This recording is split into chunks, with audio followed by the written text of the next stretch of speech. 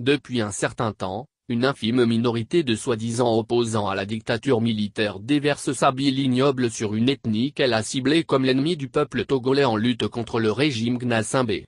Il est évident que ces individus tribalistes ne connaissent pas le Togo du nord au sud.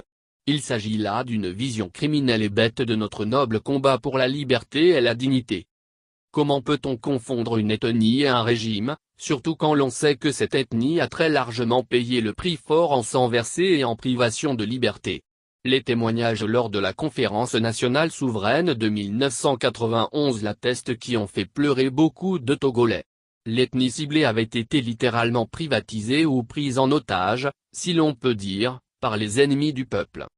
Pourquoi la lutte actuelle, qui a transcendé le tribalisme et le régionalisme politique, gêne-t-elle à ce point certains énergumènes? Sont-ils en mission commandée pour diviser le Front National qui s'est formé contre le régime odieux? Le doute n'est pas permis.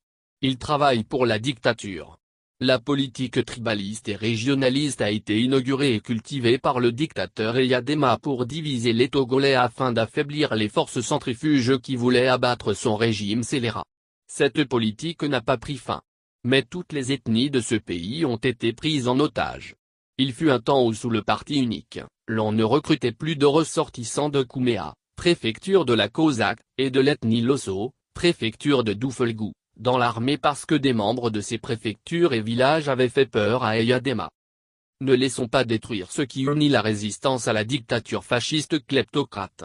Cette union sacrée est le fait de l'adhésion de toutes les 41 ethnies du Togo au mouvement de libération nationale.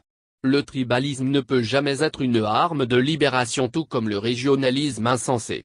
Ces monuments de haine sont des signes avant-coureurs de génocide. C'est l'arme des assassins et des écervelés qui exploitent la notion criminelle de culpabilité collective. Hitler et les génocidaires rwandais sont passés par là. Ce n'est pas parce que la dictature a instrumentalisé le tribalisme et le régionalisme que les vrais combattants de la liberté doivent suivre stupidement la même voie. Les Togolais, peuple tolérant, ne veulent pas instaurer l'apartheid après la chute des usurpateurs qui appartiennent à toutes les ethnies, mais la démocratie, le respect des droits de l'homme, le développement et l'indépendance.